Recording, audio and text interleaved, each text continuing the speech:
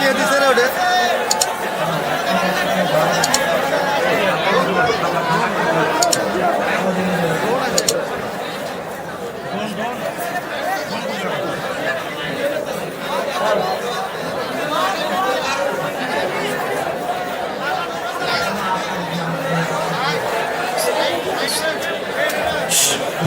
আওয়াজ নয়, আওয়াজ নয়। আপনার খেয়াল করছে যে সোজা এসে এখানে আমার ঘাড়ে এসে পুরো এই যে পাখাটা লাগছে, মনে হচ্ছে আমার ব্লিডিং হবে, কিন্তু আল্লাহর রহমতে আমার ওপরে কাটে নাই।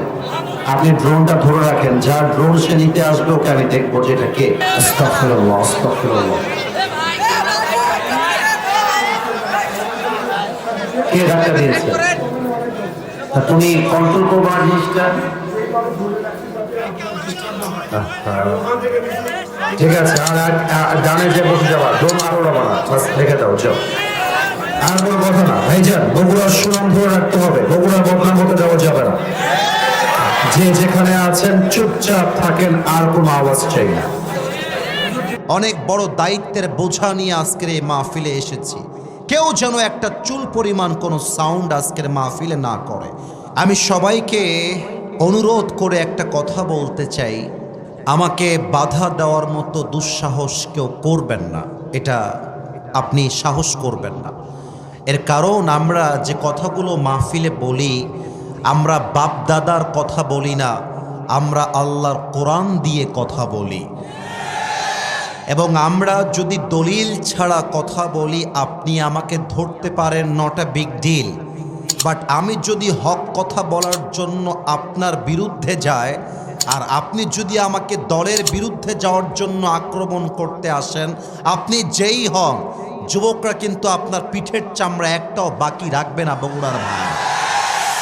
এটা আমি শুরুতে ডিক্লেয়ার দিলাম এই জন্য, কারণ আমি হক কথা খুব বেশি বলার জন্য ট্রাই করছি ইদানিং সময়। আমি দেখতে পাচ্ছি অনেক লোক যারা মাহফিলে আসে, তাদের মধ্যে দুই একজন লোক হক কথা সহ্য করতে পারে না। তাদেরকে বলতে চাই, প্রিয় ভাই, তুমি মাথায় রাখবা, এটা 5 আগস্টের আগের বাংলাদেশ নয়, এটা 5 আগস্টের পরের বাংলাদেশ। এখানে আমরা হক কথা বলবো বুকের পাটাকে উঁচু করে। আরে আমরা বিশ্বাস করি, আমাদের শহীদ ওসমান হাদি শিখিয়ে দিয়ে গিয়েছে, বিড়ালের মতো 500 বছর বেঁচে থাকার কোনো দাম নাই, বাঁচতে হলে সিংহের মতো 1 ঘন্টা গর্জন দিয়ে আমরা বাঁচতে চাই। শহীদ ওসমান হাদি যদিও বা সে পৃথিবী থেকে বিদায় নিয়েছে, শহীদ হয়ে গিয়েছে, তবে তার চেতনা এখনো মরে যায় নাই। আমার বিশ্বাস আগামীকাল যেই সূর্য উঠবে, সেই সূর্য উঠবে ওসমান হাদির চেতনায়। আগামীর পার্লামেন্টে আইন পাশ হবে ওসমান হাদির চেতনায়, আর আগামীর পার্লামেন্ট চলবে আল্লাহর কোরআনের সংবিধান দিয়ে ইনশাআল্লাহ। এই জন্য না, তাকবীর দেওয়ার প্রয়োজন নেই, আমাকে কথা বলতে দেন, আমি কথা বলতে এসেছি। আমি বলেছিলাম আগেই, আমার হক কথা বলার জন্য আমাকে স্পেস তৈরি করে দেওয়া লাগবে। But to be honest with you, মন থেকে বলছি, আমি কোনো দলকে ঘৃণা করি না। আমি প্রত্যেকটা দলের ভালো গুণ যেমন বলি, খারাপ গুণটাও বলে দেই, যাতে করে তিনি শুধরে যায়। তবে আমরা চাই আগামীর বাংলাদেশ হবে বিভেদের বাংলাদেশ নয়, আগামীর বাংলাদেশ হবে ঐক্যতার বাংলাদেশ। বলেন তো, আমাদের সুখে দুঃখে আমাদের ভরসা এক রবের উপরে, বলেন সবাই, সেই রবকে আল্লাহ আমার রব। লজ্জা পাইলেন কেন আপনারা? আর একবার চান্স দেই, আল্লাহ আমার রব, দমে দমে তনু মনে তারি অনুভব, তোমার দুনিয়াতে আমি যেদিকে তাকাই, অথই নেয়ামতে ডুবে আছি সবাই।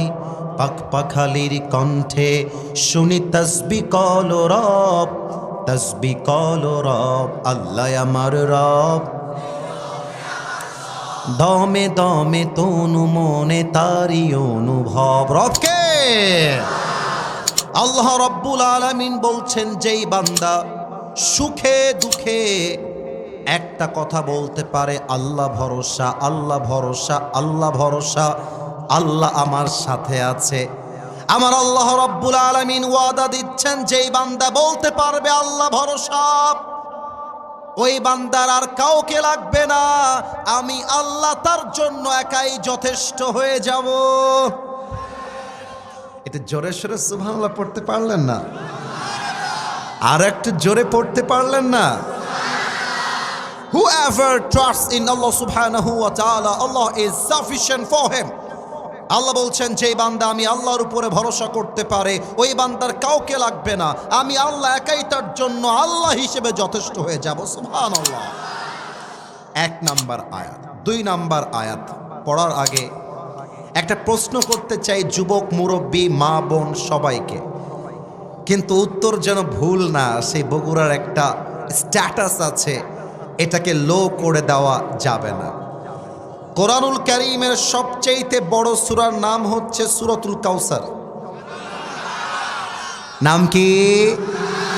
সূরাতুল বাকারা। আর একটা প্রশ্ন, সূরা বাকারায় মোট কয়টা আয়াত আছে কে বলতে পারে? এই যে উনি বলেছেন প্রথমে, আপনারাও সঠিক বলেছেন। ওখানে একজন বলেছে বাঘের বাচ্চা, খুব সাহস। কে গো ভাই তুমি? কি নাম তোমার? সৌরভ। বসো। আল্লাহ তুমি সৌরভকে বউ দিয়ে দাও। 286 নাম্বার আয়াতেই আল্লাহ তাআলা কি বলছে খেয়াল করেন। আমরা কিন্তু তাফসীরের গভীরে যাওয়ার we are trying our best, চেষ্টা করছি আমরা। আউযু বিল্লাহি মিনাশ শাইতানির রাজীম।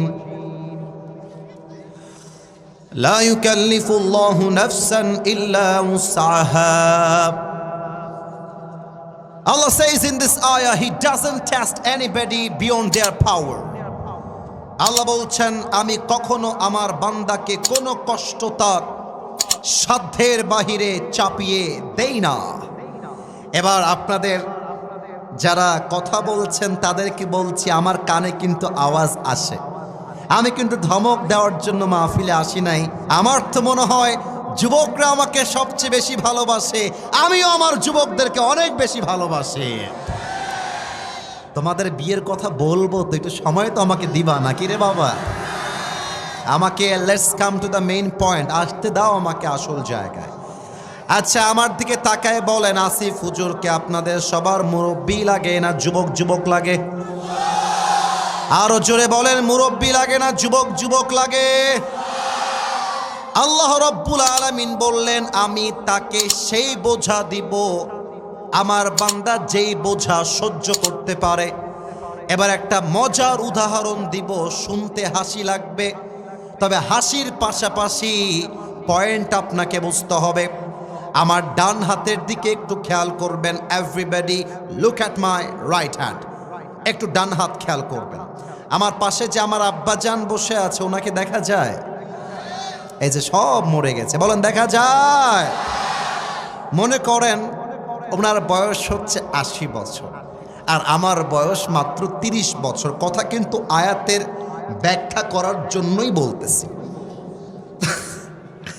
তো আমাকে যদি আমার বউ বলে যে আমাকে তোমার কোলে তুলে হাঁটতে হবে, কথার কথা, তো আমার গায়ে যেহেতু শক্তি আছে, আমি একজন যুবক মানুষ, আমার তো মনে হয় যুবকের বউ যতই মোটা হোক, যুবক তার বউকে কোলে তুলে অন্তত 3 কদম হলেও তো হাঁটতে পারবে। যুবক ভাইরা বলো বলো। আচ্ছা, মুরব্বী যার বয়স 80 বছর, উনি তো নিজেই লাঠি ছাড়া হাঁটতে পারে না। এখন দাদি যদি কয় তোমার আমাকে কোলে তুলে হেঁটে বগুড়ার শিবগঞ্জ বাজারে নেওয়া লাগবে, দাদা বলবে ধরো, আমি নিজেই লাঠি ছাড়া হাঁটতে পারি না, তোকে আমি কোলে তুলবো কেমন করে? তার মানে হলো মুরব্বী তার বউকে কোলে তুলবে, এইটা তার সাধ্যের বাহিরে। তার বউ তার কাছে এইটা চাইলেও দাবি করতে পারবে না। আল্লাহ বলছে, বান্দা তুই যতটুকু কষ্ট নিতে পারবি অতটুকুই আমি আল্লাহ তোকে দিয়েছি। অতএব হাই হুতাশ করতে চাস না, জাস্ট বল আল্লাহ তুমি আছো, আল্লাহ তুমি থাকবা, তোর কষ্ট আমি আল্লাহ নিজেই হালকা করে দেব। একটা উর্দু কবিতা মনে পড়ে গেল, যে কবিতাটা লিখেছেন বিশ্বকবি আল্লামা ইকবাল রহমতুল্লাহি আলাইহি। আপনারা কি উর্দু কবিতাটা শুনতে চান? এত জোরে তো আওয়াজ দিলে হবে না, আরো জোরে দিতে হবে। শুনতে চাই আমরা সবাই। আমার তো মনে হয় যদিও বা উর্দু ভাষায় কবিতা, কিন্তু আমার কোনো মুরব্বী যুবক এখানে হয়তো বা এমন নেই যেই মুরব্বী হিন্দি বা উর্দু বোঝে না। আমার তো মনে হয় যুবকরা জাস্ট হিন্দি আর উর্দু নয়, আমার যুবকরা ইংরেজি ভাষাও পরিপূর্ণ বোঝে, ঠিক কিনা? আপনারা এখন যেমন ঠিক ঠিক বলছেন, আল্লামা ইকবালের যে কবিতাটা আমি বলবো, বলার সময়ও আপনারা জবান খুলে ঠিক বলবেন যদি আপনারা কবিতার অর্থটা বোঝেন, আর যদি না বোঝেন চুপচাপ থাকবেন। দেখা যাক আপনারা তাওয়াক্কুলকে নিয়ে লেখা উর্দু কবিতা বুঝতে পারেন কিনা আমার প্রিয় বগুড়াবাসী। আল্লামা ইকবাল লিখেছেন, गम के बाद खुशी जरूर आती है और ये खुशी अपनी रब की तरफ से ही आती है। हर रात के बाद दिन की रोशनी जैसे छा जाती है, सब्र करने वाले बंदों को खुदा की तरफ से नेमत वैसे ही मिल जाती है। जो दुख में भी अपनी रब को याद करता है, रब उसका हाथ कभी नहीं छोड़ता। जो दुनिया से कुछ ना कहे बस अपनी रब से कहता है, उसकी दुआओं का जवाब हमेशा खामोशी में आता है। मेरे दोस्त, इसलिए जब तुझे मांगना हो तो उसी से मांग, जब तुझे पुकारना हो तो उसी को पुकार, और जब तुझे किसी पर भरोसा करना हो तो उसी पर कर, क्योंकि भरोसे के काबिल, एतमाद के काबिल, ईमान के काबिल, यकीन के काबिल सिर्फ वही है। वो तेरा रब है, वो तेरा अल्लाह है। এবার বলেন ঠিক আছে কিনা? আল্লামা ইকবাল লিখেছেন, রাতের পরে দিন যেমন আসে, কষ্টের পরে সুখও তেমন আসে। কষ্টের কথা বউকে আগে বলতে যেও না, মাকে আগে বলতে যেও না। সেজদায় লুটিয়ে যাও, আল্লাহকে ডাক দিয়ে বলো, আল্লাহ আমি আমার কষ্টে আছি। আল্লাহ বলছে, বান্দারে যখন তুই সেজদায় পড়ে যাবি, আমি আল্লাহকে ডাক দিয়ে বলবি, আল্লাহ তুমি আমার শেষ ভরসা, আমি আল্লাহর ওয়াদা, আমি আল্লাহ তোর জন্য একাই যথেষ্ট হয়ে যাব। সুবহানাল্লাহ পড়বেন না আপনারা?